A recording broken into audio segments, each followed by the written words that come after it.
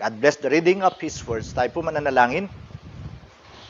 Dakilang Diyos, maraming salamat po sa umagan, pinagkaloob mo sa amin, na kami magsama-sama upang kayo po ay aming kilalanin sa aming mga buhay na siyang Diyos na nagpapala, Diyos na nag-iingat sa amin, ang Diyos na may layunin, magandang layunin sa aming mga buhay.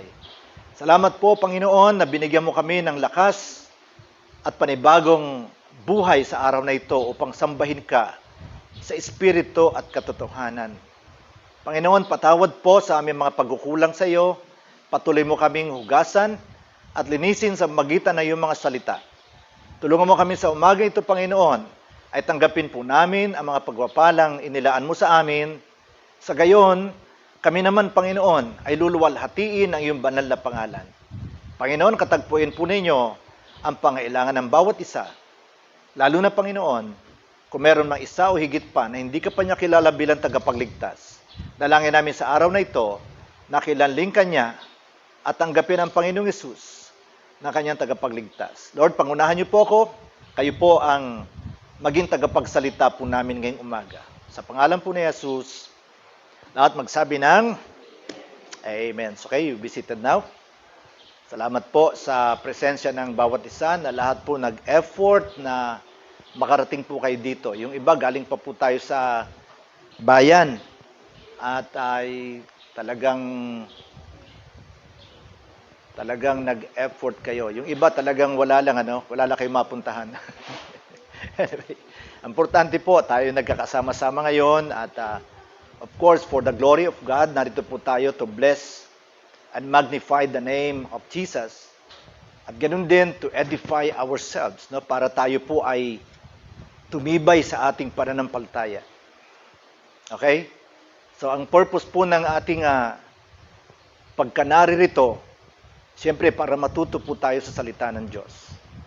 Ang dahilan para tayo matuto sa salita ng Diyos, para meron po tayo, pag uwi natin sa ating mga bahay, meron po tayong daladalang kung ikaw ay isang taong kumakain, busog ka sa salita ng Diyos, Pag nakipaglaban ka sa digmaang spiritual, meron kang lakas na magtatagal. Okay? So, kailangan natin ng salita ng Diyos. Ang salita ng Diyos ay sandata natin yan. Tabak ng Espiritu. Pag dumating po ang pagsalakay ng kaaway natin na dyablo, meron tayong daladalang mga sandata, Kumbaga may dala tayong bala pangtudla natin sa kaaway. So tayo po narito para matuto, para pag-uwi po natin, meron tayong babaunin ng mga salita ng Diyos na magagamit po natin para sa ating buhay bilang mananampalataya. Pinag-uusapan pa rin po natin sa buwang ito ang tungkol po sa personal evangelism. Kung napansin niyo ay simula pa po yata tayo nung buwan ng Mayo, tinatalakay na itong tungkol po sa soul winning, personal evangelism. Hanggang ngayon, July na po tayo. Ngayon po ang unang linggo. Teka muna, may nag-prepare ba ng Lord's Table natin? First Sunday? Okay, sana ngayon yun, Anyway, sige po, tayo ay magpatuloy. Sa mga kapatid, itutuloy po natin ang paksa natin tungkol sa evangelism. Pastor, bakit ba hanggang ngayon, evangelism pa rin yung topic natin? Bakit yata, nakakahalata na yata kami, puro na lang yan ang topic natin. Tungkol sa soul winning, tungkol sa paano mag-akay ng kaluluwa, patungo kay Jesus. Bakit po ba? Walang pinagkaiba po yan sa isang pastor na panay ang topic niya every Sunday, ikapu, tithing. Pagkatapos po ng 2 linggo, ang topic niya, tithing pa rin, ikapu. Nung pang-4 na buwan nagtanong na yung mga miyembro, Pastor, bakit ba naman puro na lang ikapu yung topic natin? Alam niyo po sagot ni Pastor, kasi mga kapatid, hanggang ngayon wala nagtatithe sa inyo. Hanggang ngayon wala nag-iikapu. Parang ganun din tayo. Hanggang hindi natin nakukumpleto ito, hanggang hindi natin nakikita ang bawat isa, ay nagso-soul winning, Siguro hindi na natin titigil to hanggang dumating ng Panginoon. Itong paksa tungkol sa soul winning, magiging bahagi na ito ng pang-isang taong programa ng church. Why? Because soul winning is the main thing. Pag sinabi nating main thing, yan po yung puso ng ating ministry. Kaya po nag-i-exist ang Parkway dahil po sa soul winning. Ano ba yung ibig sabihin ng soul winning? Hindi ba yung dinadala natin yung mga tao kay Jesus para tanggapin si Kristo bilang tagapagligtas? Yan po ang dahilan ng ipinarito ni Jesus, kaya siya mula sa langit, bumaba dito sa lupa. Anong sabi niya? Ako'y naparito upang hanapin at iligtas ang mga nawawala.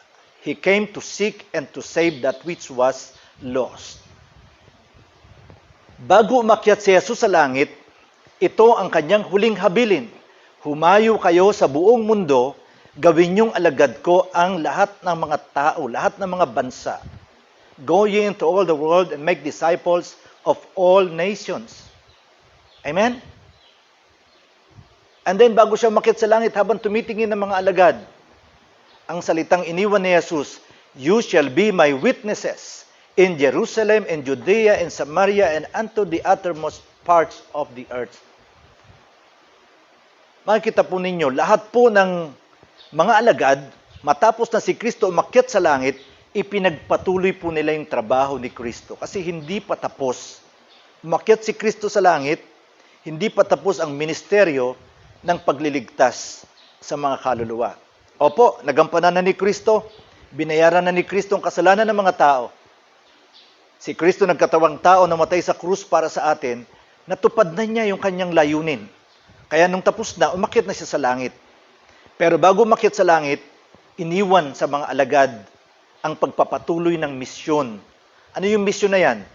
Ang misyon ng pag-aakay ng mga kaluluwa para sa mga tao ay makilala ang tagapagligtas at magkaroon sila ng kaligtasan sa pamagitan ng pagsampalataya sa ating Panginoong Hesukristo. Pastor, ay tayo naman ay lagi na natin niyang naririnig. Simulat sa Paul na tayo ay mga umaten sa church, lagi na pagtanggap kay Kristo. Alam niyo mga kapatid, hanggang ngayon ay hindi po tumitigil ang kamatayan. Habang tayo nakaupo dito, bawat tiktak sa ating orasan, mga kapatid, mayroong namamatay. At ang mga taong namamatay na hindi nakasumpong ng kaligtasan, yung pong mga namatay na hindi po nakarinig ng mabuting balita. Anong sabi ng Bible? Upang ang sino man na sumampalataya ay hindi mapahamak. Sa makatwid, napakahalaga nito dahil ito'y nangangahulugan ng kaligtasan ng mga tao. Sana makumbinsi ko kayo na samahan ako na ipagpapatuloy natin ito at siguro hanggang sa pagbabalik ng ating Panginoon Jesucristo, ito na yung magiging trabaho natin. Nagsimula na tayo ng seminar on soul winning and then meron tayong part 2, pagpapatuloy po natin yung ating mga pagtatalakay po at pagsasanay para po tayo matutong mag-share ng gospel. Okay, pagkatapos po nito, magbubukod-bukod po tayo. Kung makabuo tayo sa bilang natin na to, makabuo tayo ng 4 na grupo, magkakaroon po tayo ng bawat team, no? Meron pong team leader. Halimbawa sa isang team, meron po kayong 5. Ia-assign po namin kayo sa isang area. Halimbawa dito po sa Maburak. Yung iba po dito sa Barangubong. Yung iba sa Gualsig, yung iba sa Makayo. Meron po tayong soul winning day. Yan, very exciting po itong gawain na to. Isipin niyo po yung kagalakan sa puso nang makapagdala tayo ng kaluluwa sa Panginoon. Hindi lang po yan. Yung alam natin na may mga taong naliligtas, naaagaw po natin mula sa apoy ng kapahamakan ng impyerno at nagbabago ang buhay. Ayun pa lang po, sulit na po yun.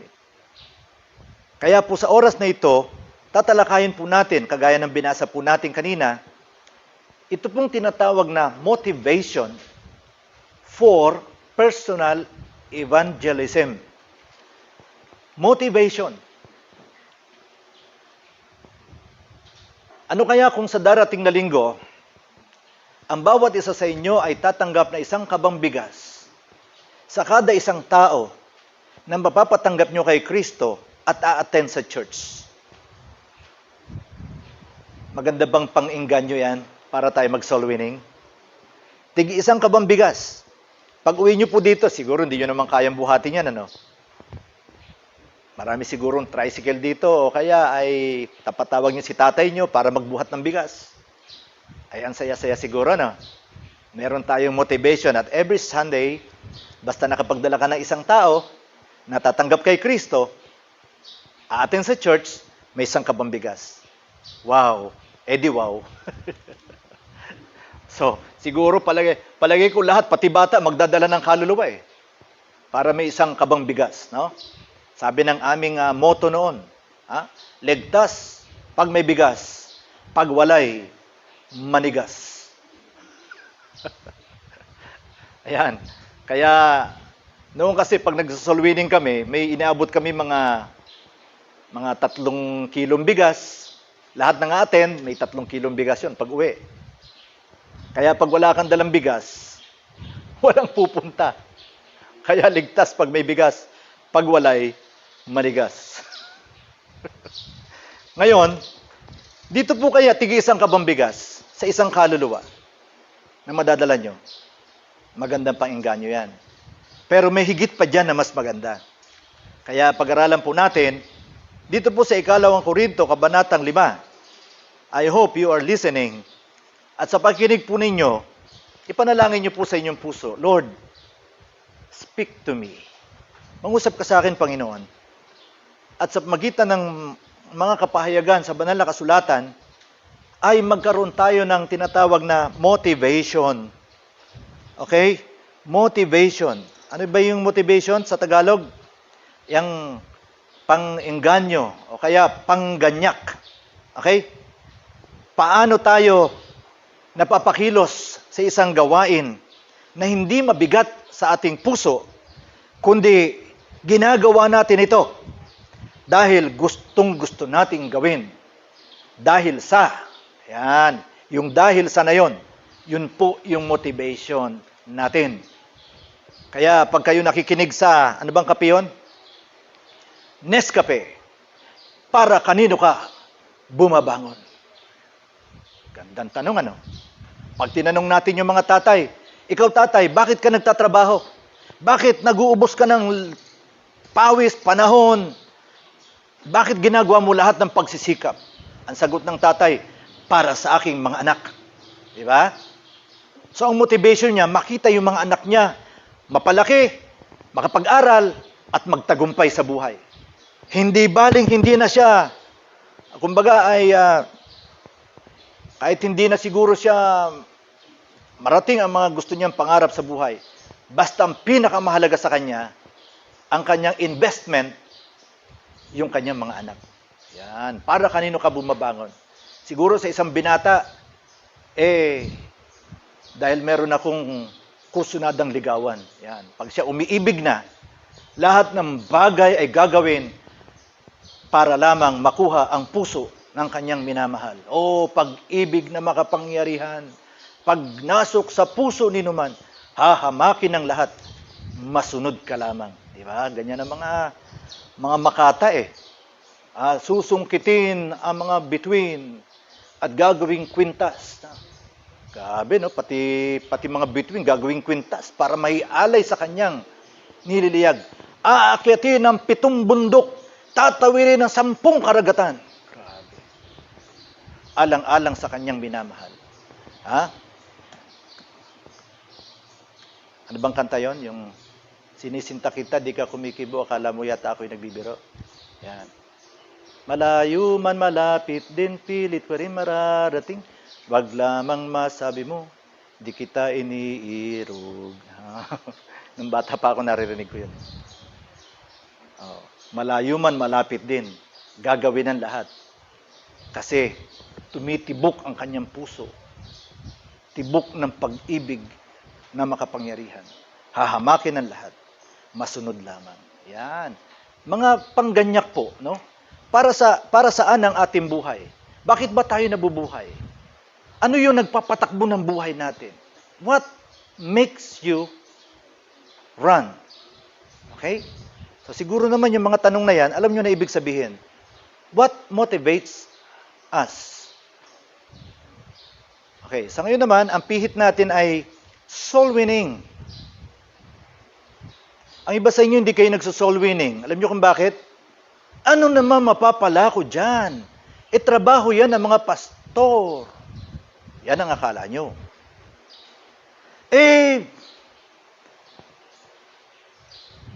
Yung iba kasi ginawa nila minsan, napahiya sila. Alam mo, iho, papunta ka pa lang, pabalik na ako. Wag ako ang pangaralan mo, ha? Doon ka sa iba. Yung nagbibigay ng tracts, pupunitin sa harapan mo, wag mo kong ingganyuhin dyan. Hindi mo akong maluloko sa relihiyon nyo. Ayan. Ang tawag dyan, mga embarrassing moment natin ng pag nagsosoul winning. Ano ho? Minsan yung kausap mo pala, ministro ng iglesia. Ikaw naman, anong alam mo dyan sa, basta ikaw, nagbibigay ka lang ng gospel, ang alam mo lang sabihin, mahal ka ng Diyos, pwede ba tanggapin mo si Kristo? Bigla kang mapapahiya. Okay, dahil doon, ayaw mo na. Si pastor, pinapunta kayo sa ganun lugar. Pagdating doon, ginutom kayo. Pag uwi, nanlalata kayo, nanlalambot. Wala man lang kahit konting allowance, no? Wala man lang pamerienda. Ano mararamdaman nyo? Kaya yung iba sa inyo, hindi nagso-soul winning. Ano naman ang mapapala ko dyan? Anong benefit meron pag ako ay nag-commit o nagtalaga ng buhay para sa soul winning? Kanina yun ang naputol natin sa Sunday School, di ba? Itutuloy lang natin ngayon. But this time, ay gawin po natin mas systematic yung pag-aaral na ito hango po sa 2 Korinto, Kabanatang 5. O simulan na po natin sa unang puntos. Ito po, ang tawag po dito ay the soul winner's compulsion. Soul winner's compulsion. At makikita po natin in verse 9, chapter 5, verse 9. Anong sabi niya? Wherefore, we labor, that whether present or absent, we may be accepted of Him. Anong sabi niya? Ang kanilang hinahangad ay maging katanggap-tanggap sa Diyos. Ang kanilang buhay, patay man o buhay, ay ang pangarap nila at gusto nilang mangyari sa buhay nila ay maging katanggap-tanggap sa Diyos. Alam niyo po, kapag tayo po hindi nagso-soul winning, kapag wala po tayong mithiin na maligtas po ang ating mga mahal sa buhay, I think you are not right with God. May problema ka. May problema ka, unang-una, you are a disobedient child of God. Kasi inutos ng Panginoon ito. Utos ng Panginoon na tayo ay maging saksi, maging patotoo ng ating Panginoon. Dapat ibukas natin ang ating mga bibig. Ikwento natin kung ano yung ginawa sa atin ng Panginoon. Ikaw ba'y naligtas? Paano ka naligtas? Sino nagdala sa'yo? Kailan mo nakilala si Jesus? Sigurado meron kang ikukwento. Amen? Ang sabi ni Lord, you shall be my witnesses. You are my witness. So pag hindi mo ginagawa ang magmalasakit sa mga mahal sa buhay, may problema ka dito. Okay? The soul winner's compulsion. So yung compulsion na ito ay ang tayo po ay maging kalugod-lugod sa Diyos at magiging kalugod-lugod po tayo sa Panginoon kapag tayo po ay tumutupad sa pinag-utos ng ating Panginoon. Maaring sabihin ninyo, Pastor, hindi naman ako magaling magsalita. Ito, paulit-ulit ko sinasabi. Hindi lahat tayo pinagkalooban ng husay magsalita, lalo magkumbinsi ng mga tao. But, you can pray. Amen? Yung mga nasa bahay lang, lalo kung senior citizens, pwede kayong manalangin. Or, pwede kayong magbigay. Kasi yung mga mahayo, nagugutom din. Minsan yung tricycle natin, pupugak-pugak. Kasi wala na pong gasolina. Binibili ang gasolina. At pag nagpunta tayo sa outreach, nagpapakain po tayo ng mga bata. At pag nagutom itong mga workers, itong mga humahayo, kumakain din po sila. At madalas ang iyak nila ay wala man lang kaming napapala. No? Parang pinapunta mo doon, tapos nagutom, napagod, hindi makatwiran. So dapat lang ipag-pray at dapat lang suportahan natin yung mga humahayo. Amen? So meron po tayong mga missionary, nakakalimutan natin sigurong padalahan. Pag nakita nyo po yung envelope na yan, may nakasulat po doon, missions. Lagyan nyo rin po yung missions. Kasi po yan para sa mga missionary. Meron tayong missionary sa Nueva Vizcaya, may missionary tayo sa Alaminos, may missionary po tayo dito sa Manawag, at isa sa Binalonan. So hindi po natin nabibigyan ng regular. Isa lang yung madalas ko mabigyan ng regular, yung taga-Alaminos. Kasi laging nakaugnay lagi sa atin. Laging tumatawag, mga fellowship meeting, lagi ko nakikita. So hindi ako makaiwas. Pero yung taga-Biskaya, minsan isang taon lang natin nabibigyan yun. Pero kung sila po ay, ang mga gawain po nila, talaga namang nasa liblib na mga lugar po, sa mga kanayunan. At makita niyo po yung buhay ng mga misyonary natin doon. Yung iba nga po talagang kinakailangan mag-sideline. Nagtitinda ng mga pastillas para idagdag sa kabuhayan. Para hindi na sila mag-sideline, sana nakapokus na lang sila sa soul winning, di ba? Sa mission. Kailangan po ng suporta ng mga yan. So we need to pray and we need to give kung hindi tayo makahayo. Dahil lahat po na masisave, dahil sa mga humahayo ng mga missionary, counted din po yun para sa atin. Point natin yun. Kumbaga sa anong tawag dyan, yung mga left and right, mga binary, mga ganyan, ano? Point system. Hindi man ikaw yung nakapag-recruit, pero dahil nakalinya sa'yo yun, ano? Na ikaw ay nagbahagi, ikaw ay nagbigay, ikaw ay nagpray, you are part of that ministry. You are part of that mission. At pag napunta sa langit yan, isa ka sa pasasalamatan ng mga tao na yan. Dahil ikaw, kasama ka sa mga soul winners. Amen? Number 2, the soul winners conviction. Okay. Ang sabi dito sa verse, ano bang verse ito? Knowing therefore the terror of the Lord, we persuade, mali pala yun, no? Lumampas na ako doon. Compulsion. Number 2, soul winners, compensation. Wow, meron palang compensation. Pag ikaw ay soul winner, merong sweldo. Kasi pag compensation, dapat nagtatrabaho ka eh. Tama ba? Tama. To compensate your work. Yun na ibig sabihin nun. Okay, silipin natin ang sinasabi dito sa banal na kasulatan. Araya, pakisilip nga natin yan.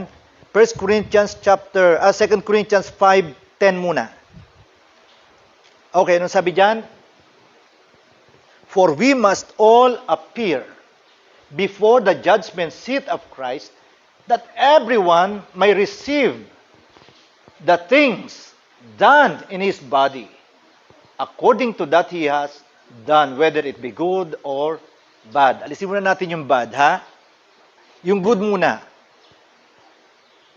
Nagtrabaho ka sa Panginoon sa pamagitan ng pagdadala ng mga kaluluwa sa Kanya. Nagtrabaho ka eh. Nagbigay ka ng trucks. Trabaho yun. Kumatok ka ng pinto, tapos kinausap mo yung mga tao para ipaliwanag sa kanila yung plano ng Diyos sa kaligtasan.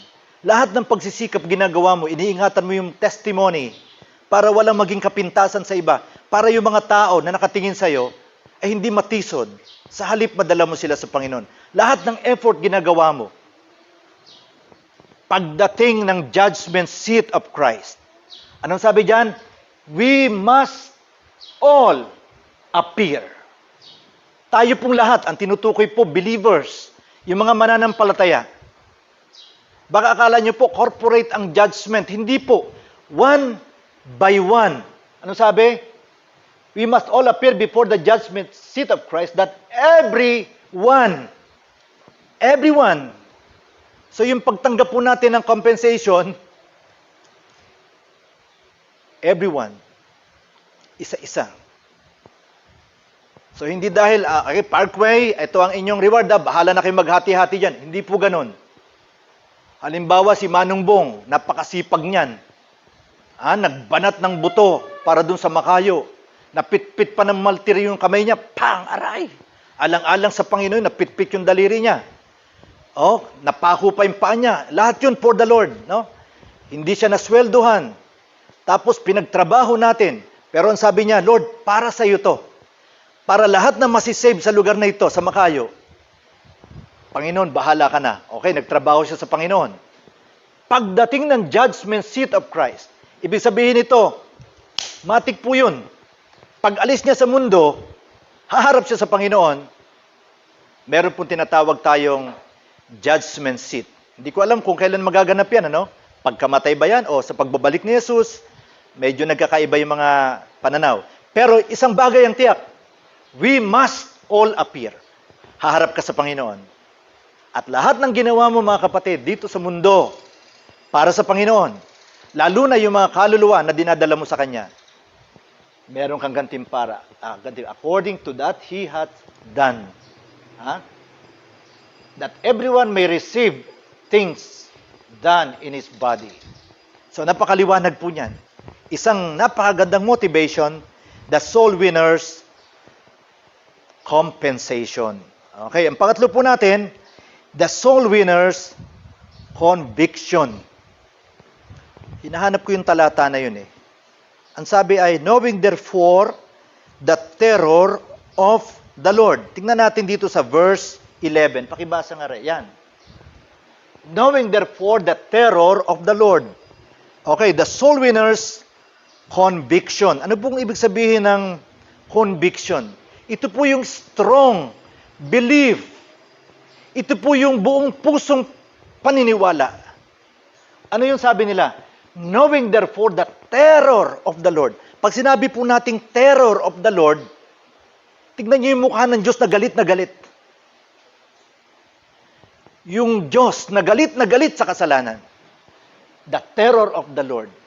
Ibig sabihin po, lahat ng hindi mananampalataya, lahat ng hindi pa po lumalapit kay Jesus at nagpapakumbaba, na hindi pa tumatanggap kay Kristo bilang tagapagligtas, lahat po ng kanyang kasalanan nakadagan pa sa kanya. At pag siya'y namatay sa ganung kalagayan, knowing therefore the terror of the Lord. Yung terror na yun, alam niyo yung mga teacher na terror, no? Kaya tinatawag silang terror eh. Mababagsik yan. Pag sinabi natin mga terorista, mga pumapatayan. Kikidnapin ka niyan, papatubos ka. Pag hindi ka tinubos, papatayin ka ng mga yan. Uunti-untiin kang tapyasin. Tenga muna, hihiwain yung dalawang tenga. Sunod ilong. Hindi nyo patutubusin to, pupugutan na namin ang ulo. Ayan. Mga terorista. Ito, terror of the Lord. Yung galit, yung puot ng Diyos sa kasalanan. Dahil yung tao na yan, hindi pa natutubos sa kasalanan. Ngayon, ano po ang motivation dito? The soul winner's conviction. Okay? Isipin niyo po, kung meron kayong tatay at nanay na pinatanggap niyo sa Panginoon. Amen? Yung kapatid niyo na mahal niyo.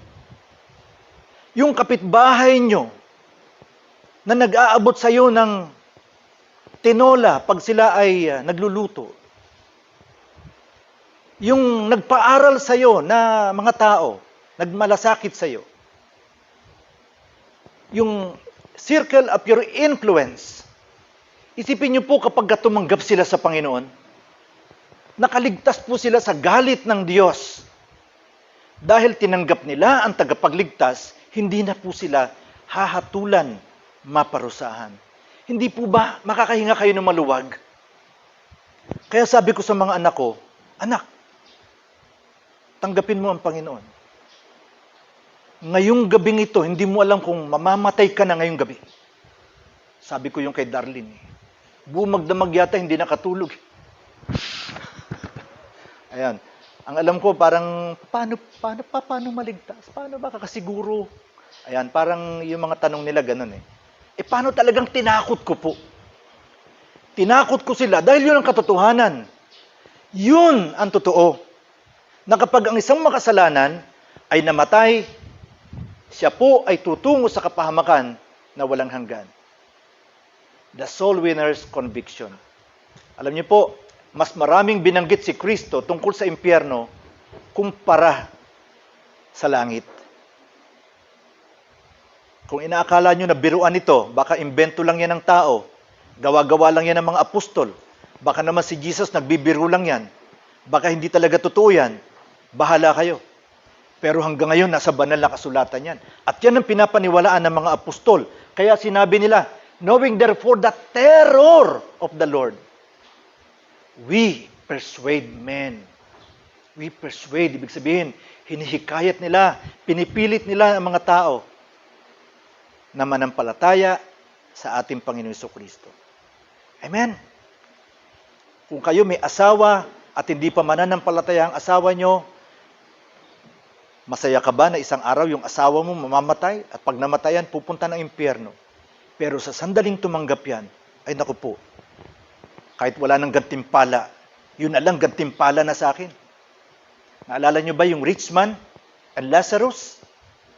Nagmamakaawa siya kay Amang Abraham na kung pwede ay papuntahin si Lazaro mula sa libingan ay magbangon para puntahan ang kanyang mga mahal sa buhay sapagkat meron siyang 5 kapatid. Baka sila'y mga paroon din sa dako ng pagdurusa. Nananalangin siya Amang Abraham, please, gusto ko masave yung aking mga loved ones. Pero it's too late. Hindi na sila masisave. Ay hindi na pwede makapunta yung rich man para mag-witness dun sa kanyang mga loved ones. Kasi nandun na siya sa hell. Basahin nyo na lang sa Luke chapter 16 verse 19, yung buong natitira mga verses, dadalhin kayo sa impyerno. Kung ano yung impyerno, ano meron sa impyerno, ano yung damdamin ng nasa impyerno. Basahin nyo po yun. Luke 16. Huwag nyo akalain na kwento-kwento lang yan o isang parabola. Yan po ay kinwento ni Jesus dahil yan ay katotohanan. Okay? Another thing, the motivation for soul winners, number 3, the soul winners' confidence. Ano ba itong kumpiyansa meron na ibinibigay kapag ang isang tao ay nag-aakay ng kaluluwa? Buksan po natin sa verses 16 and 17. Anong sabi dyan? Wherefore, henceforth know we no man after the flesh. Yea, though we have known Christ after the flesh, yet now henceforth know we Him no more. Akala nyo ba naintindihan ko yung mga sinabi ko? Ano yung King James yan eh? Tagalogin nyo na lang. Pero simple lang ibig sabihin yan. Hindi namin tinitingnan ng tao, mayaman man o mahirap, matangkad man o pandak, pangit man o maganda, ano man ang katatayuan ng tao, siya'y isang kaluluwa. Tinitingnan nila yung tao bilang isang kaluluwa, na kapag ang tao na yan ay sumampalataya at tumanggap kay Kristo, ano mangyayari sa taong yan? Verse 17. Ang tagal. Wherefore, if any man is in Christ, he is a new creature. Babaguhin ng Panginoon ng tao na yan. Gaano mang katalamak na makasalanan ang buhay niyan. Ang Panginoong Jesucristo, pag pumasok sa kanyang puso, magkakaroon po ng tinatawag na transformation. Amen? Gaano mang kalaki ang kasalanan niya, papawiin ng Panginoon lahat ng kanyang kasalanan sa nakalipas, kasalukuyan, at yung gagawin niya pa mga kasalanan kung meron man. Paid. Okay? At ang simulang gagawin ng Holy Spirit pag pumasok sa buhay ng tao na yan, babaguhin siya ng Panginoon. Nasa Bible po yan. Okay? Hindi na siya makasalanan. Bagamat hindi perpekto, pero ang tingin sa kanya ng Diyos, isa na siyang bagong nilalang. Aba, isipin niyo po yung pakiramdam kapag ang isang tao na dinala niyo sa Panginoon, okay? Hindi na siya ordinaryong tao. Siya'y isa ng bagong nilalang kay Kristo. Isa na siyang bagong tao.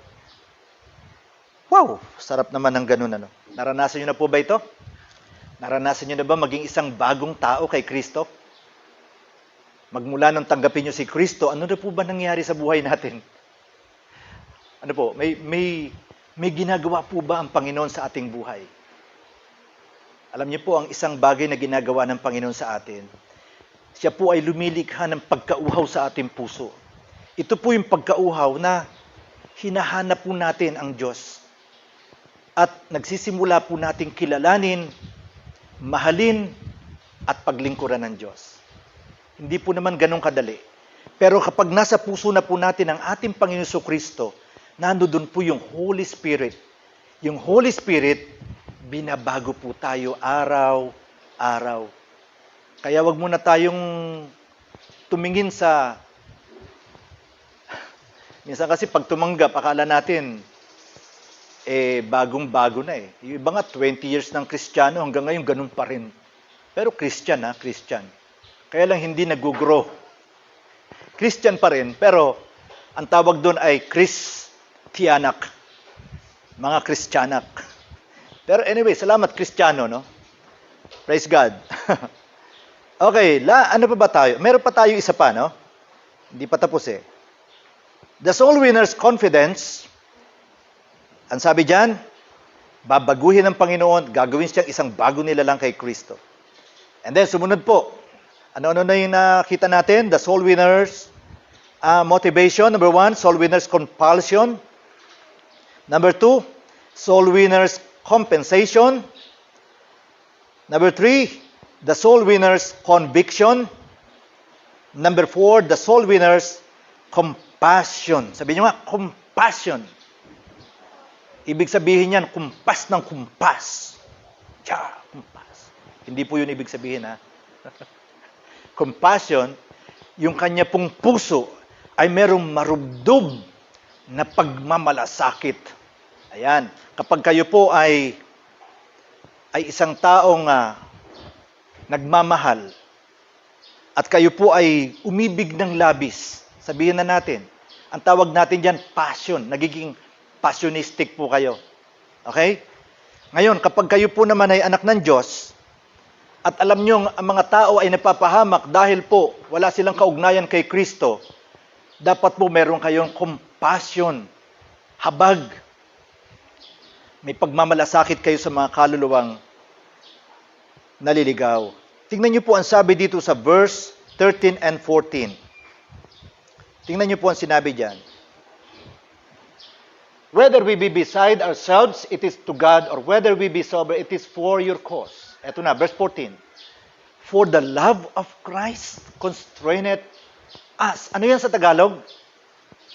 Sapagkat ang pag-ibig ni Kristo, ang pag-ibig ng Diyos, yan ang pumipilit sa amin. The word constrain, ibig sabihin yan ay, yan yung nag-uudyok sa'yo. Yan ang tumutulak sa'yo. Yan ang pumipilit sa'yo. Yun ang translation niyan, constrained. Constrain. The love of Christ, yan ang pumipilit. Yan ang nagbibigay sa'yo ng energy. Yan ang nagpupuwersa sa'yo. What is that kind of love? That's the love of God. Romans chapter 5 verse 5, because the love of God shed abroad in our hearts by the Holy Spirit. Amen? The Holy Spirit. Galatians chapter 5 verse 22, the fruit of the Spirit is love. Kapag pumasok sa iyo ang Panginoon Kristo, ang sabi sa Bible, tatatakan ka ng kanyang Espiritu at ikaw ay magiging tahanan ng Holy Spirit. Ikaw ngayon ay templo ng banal na Espiritu. Ngayon, dahil nasa iyo ang Holy Spirit, nandiyan dyan yung pag-ibig sa mga kaluluwa. Alam nyo, napakasarap pong pagbulay-bulayan nito. The love of Christ constraineth us. Kung kayo hindi nagso-soul winning, ewan ko kung Kristiyano kayo o hindi. Nagdududa ako. Oo. Pastor, bakit naman? Kasi sa puso ng isang mananampalataya, meron lagi nag-uudyok sa atin na gawin natin, akayin ang mga kaluluwang ligaw. Ako, every time na may makikita ako ng mga hindi mananampalataya, lagi may kurot sa puso ko. At ang panalangin ko, Lord, iligtas mo yung tao na yan. At pag hindi ko nagawa, mga kapatid, na mawitnessan, lagi meron akong malalim na buntong hininga. Dahil binigyan ako ng Diyos ng opportunity na makaharap ang tao na to, baka ito na yung huli naming pagkikita at mababalitaan ko na lang na patay na siya. Ang sabi ng Bible, sisiyasatin sa aking kamay. Okay? Mananagot ako sa Diyos dahil sa mga kaluluwa na ito na hindi ko nadala, na hindi ko binigyan ng pag-asa sa magitan ng Ebanghelyo na dapat na ibahagi sa kanila. Mga kapatid, sana meron tayong ganito, no? The soul winner's compassion. The love of Christ constraineth us. Ang sabi pa niya dyan, no? Because we thus judge that if one died for all, then we're all dead. Okay? Pinapalagay po niya na kung ang isa ay namatay para sa lahat, then we're all dead. Parang sinasabi po niya na kung si Kristo namatay para sa atin lahat, hindi mo ba pwedeng ibilang ang sarili mo na patay na sa iyong sarili? At ikaw ngayon ay nabubuhay para kay Kristo. Gaya din ang sinabi ni Apostol Pablo sa Galatians chapter 2 verse 20, I am crucified with Christ.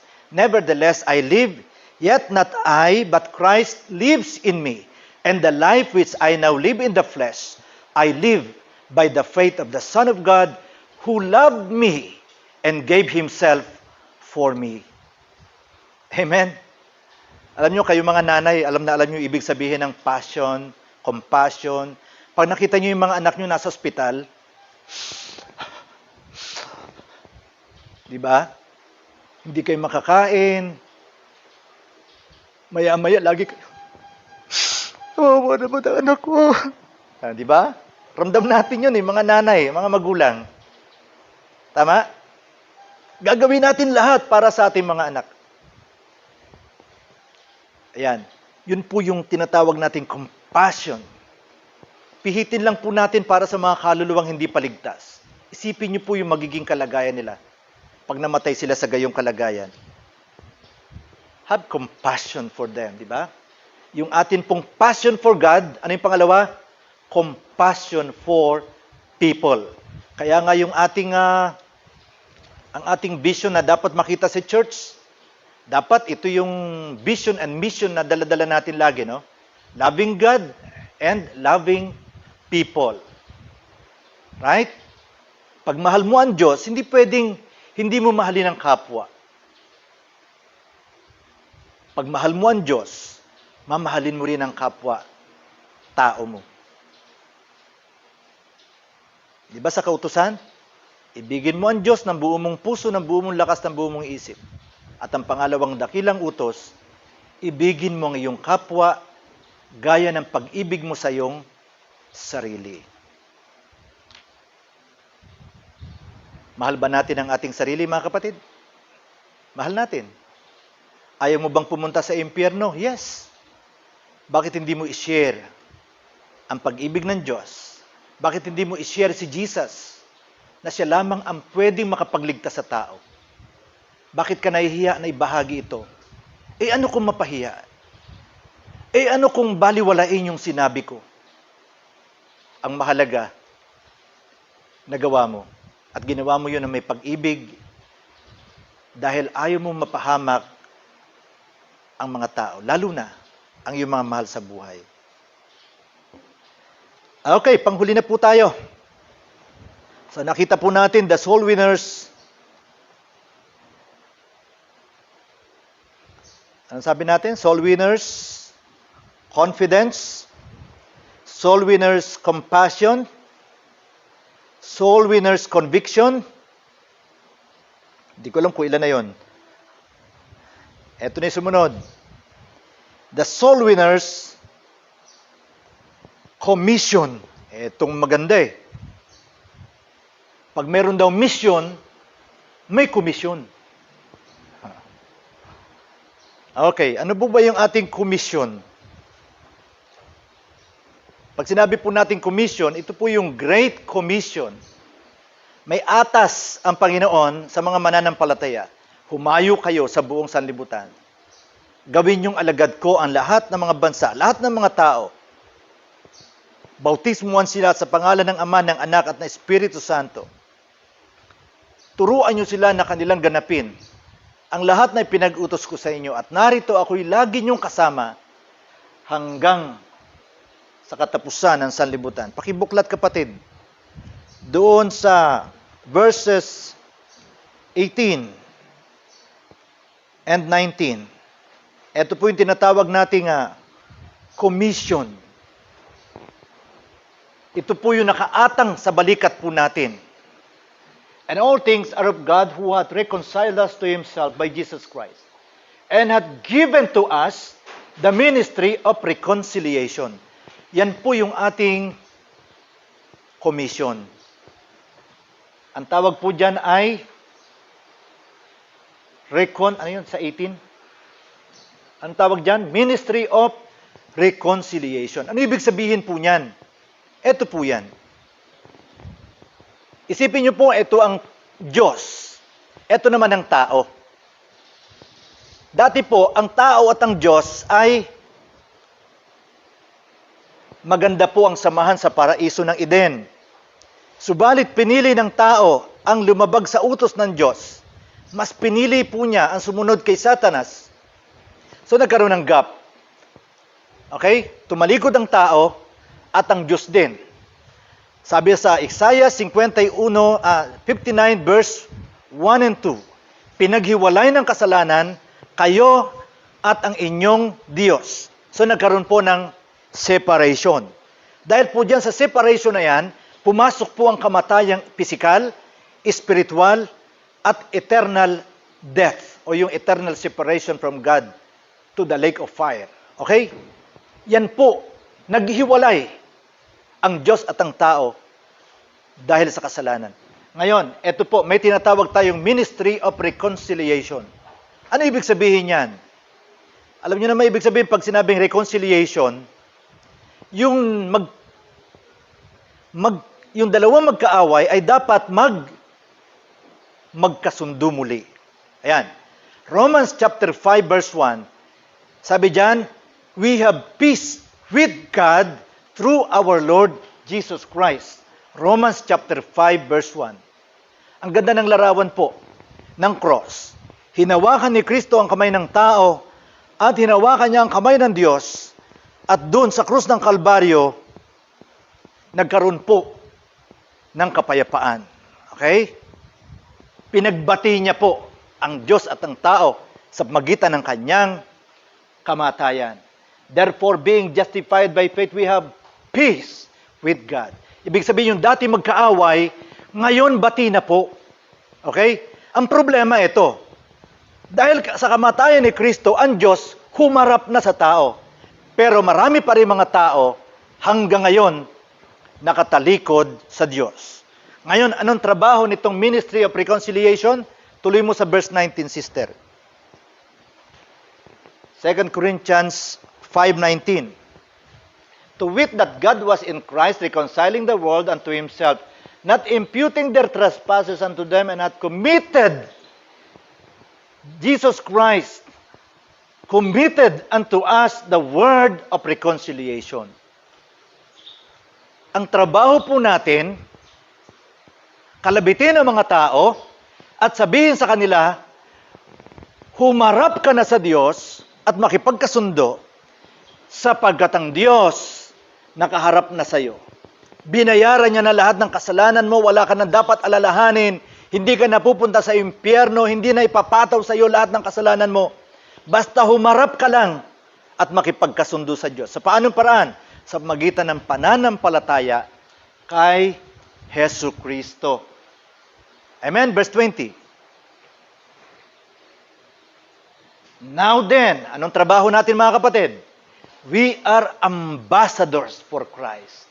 As though God did beseech you by us, we pray you in Christ's stead, be ye reconciled to God. That's our work. Kinakalabit natin yung mga tao at sinasabi natin, please, lumapit ka na sa Panginoon. Manalig ka na kay Jesus na pinadala ng Diyos Ama. Mahal ka ng Diyos. Ayaw niya mapahamak ang iyong kaluluwa. Kung lalapit ka sa Kanya at mananampalataya, papawiin ang iyong mga kasalanan, tutubusin ka, at bibigyan ka ng isang bagong buhay, at magkakaroon ka ng buhay na walang hanggan. Imagine, napakaganda po ng tinatawag nating Soul Winners Commission. Amen. Gusto mo ba na tanggapin ang tungkuling ito? Amen. Pag ginawa mo yan, kapatid, ang tawag sa iyo sa Bible, you are ambassador. Ikaw ay, di ba pag ang ambassador dinala sa ibang bansa, you are representing your country. Tama? Kung ikaw ay Pilipino, pagpunta mo ng Saudi, dun sa embassy ng Pilipinas doon, ikaw ay sugo ng Pilipinas. You are representing your country. Tayo po bilang mga anak ng Diyos, listen, tagalangit na po tayo mga kapatid. Amen. Yung iba sa inyo, senior citizen na, no? Ibig sabihin, 3 na ang citizenship ninyo. Kayo ay Filipino citizen, senior citizen, at saka your citizenship is in heaven. Amen? Pero ngayon, kung tumanggap ka na kay Kristo bilang tagapagligtas, ikaw ngayon ay tagalangit na po. Bakit? Kasi ang ating Diyos na nasa langit, siya po ang may-ari ng kalangitan. At ikaw ay isa sa tagapagmana ng Diyos. Dahil ikaw ay anak ng Diyos. Now, pinadala ka dito sa mundo. Habang ikaw ay nasa mundo, wala ka pa sa langit, ang tawag sa iyo, ambassador. We are ambassadors for Christ. Pag humahayo po tayo sa Maburak, humahayo tayo sa Makayo, kung saan man tayo pumunta at dali ng Panginoon, we are ambassadors for Christ. Eh, ambassador po, iniingatan niya yung kanyang sarili. Di ba? At ang lagi niyang ipinopromote, siyempre, yung kanyang citizenship, ay yung kanyang bansa na pinanggalingan. Kung tayo po'y tagalangit, ipinopromote po natin kung gaano kaganda ang langit, ipinopromote po natin paano sila makakarating din sa langit balang araw. Yan po ang trabaho ng ambassador. Amen. Tapos na.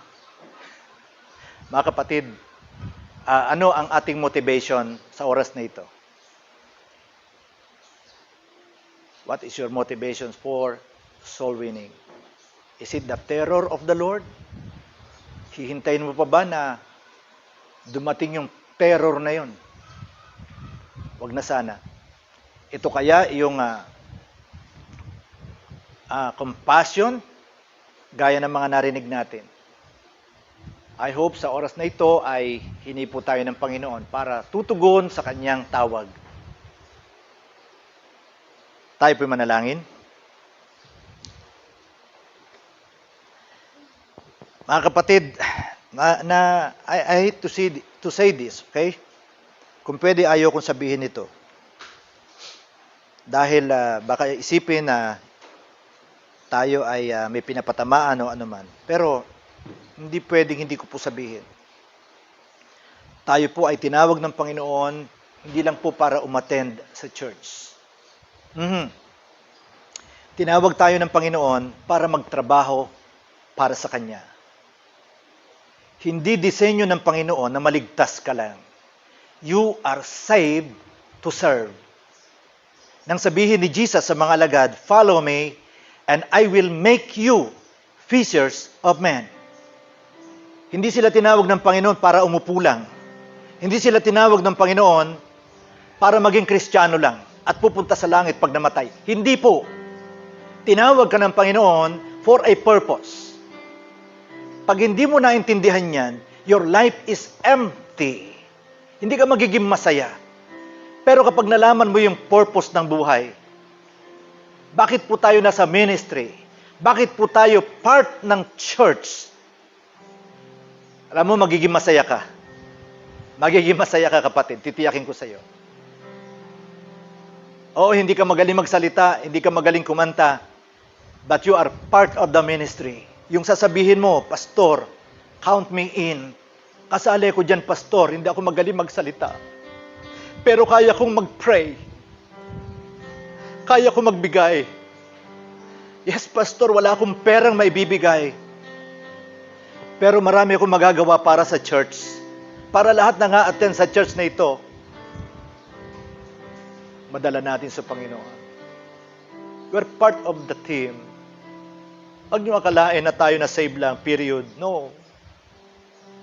Salamat sa mga kapatid na humahayo kasama natin sa Makayo. I praise God for them. Wala ako doon simula na magtrabaho sila. Sa tuwing maalala ko sila, mga kapatid, nagpupuri ako sa Panginoon. Hindi ko akalain. Itong mga kalalakihan natin, yung mga katatayan po natin sa Parkway, magkaisa po na pumunta doon. Itayo po yung pagtitipunan ng mga tao. Kasi yung tinayo po natin, napakaliit na po.